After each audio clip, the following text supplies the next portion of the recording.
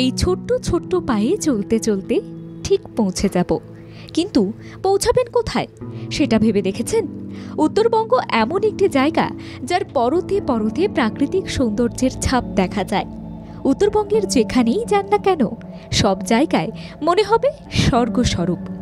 আজ আপনাদের নিয়ে যাব উত্তরবঙ্গের একেবারে অফবিট আর নির্জনতায় ভরা এক ডেস্টিনেশনে, যে জায়গায় আসলে দূরের ঘন মেঘে ঢাকা পাহাড়ের উঁকিমারা দেখতে পাওয়া যায়। নিচ দিয়ে গর্জন করে বয়ে চলেছে পাহাড়ি নদী, কোথাও সরু আবার কোথাও অনেকখানি চওড়া পথে কুলুকুলু ধ্বনি রবে বয়ে চলেছে এই নদী। একপাশে সবুজ বাগিচার ন্যায় দেখতে পাওয়া যায় ঘন চা বাগান।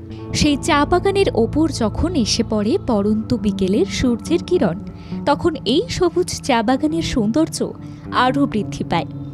ভাবছেন উত্তরবঙ্গের কোলে এত সুন্দর জায়গা কোথায় লুকিয়ে রয়েছে? আলিপুরদুয়ারে রয়েছে এই জায়গা, যার নাম কুমারগ্রাম।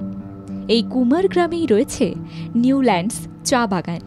কুমারগ্রামে প্রবাহিত এই নদীর নাম রায়ডাক। নদীর ধারে রয়েছে ছোট বড় নানা আকারের নুড়ি পাথর।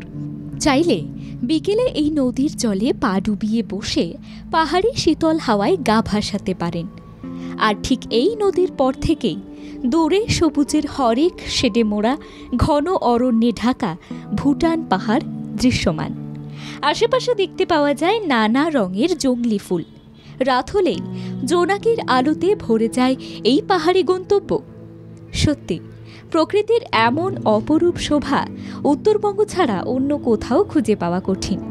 তাই বেশি দেরি না করে যদি এই পুজোতেই কোনো নিরিবিলি পাহাড়ি গন্তব্যে যাওয়ার প্ল্যান করছেন, তাহলে সেই তালিকায় যুক্ত করতে পারেন কুমারগ্রামের নাম।